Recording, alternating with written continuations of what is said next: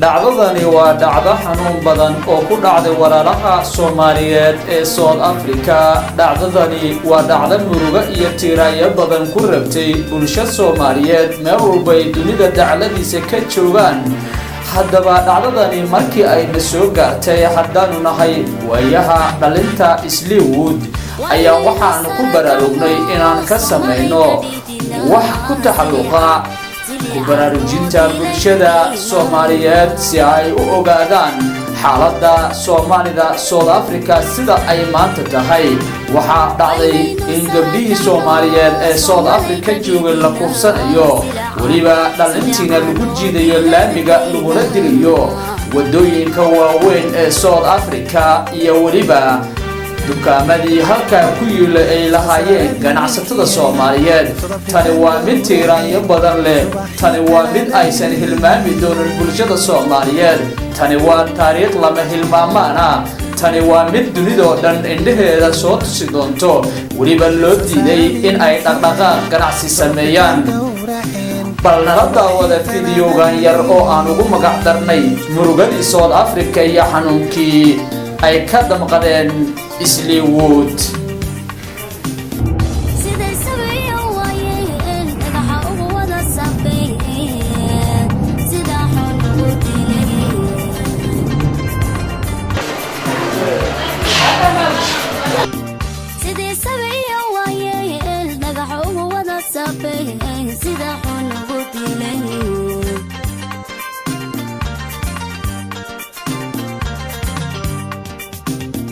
سلامات من كل آفات على South African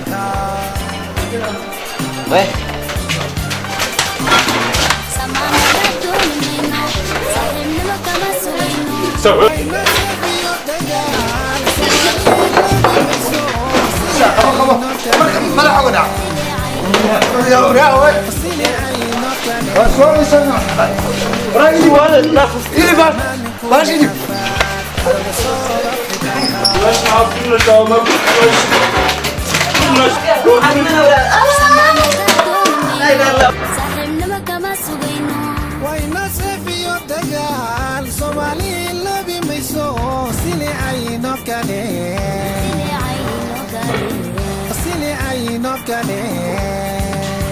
لا إله إلا الله لا مجرم يا مش لا إله إلا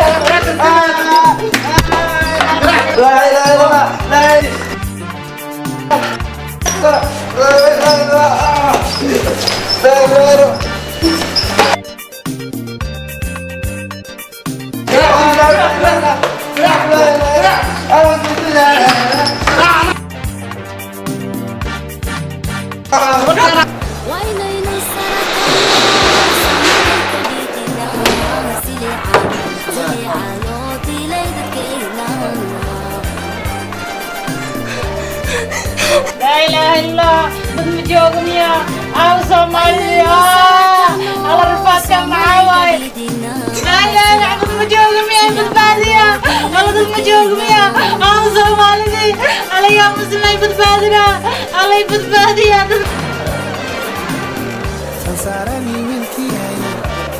Masapus.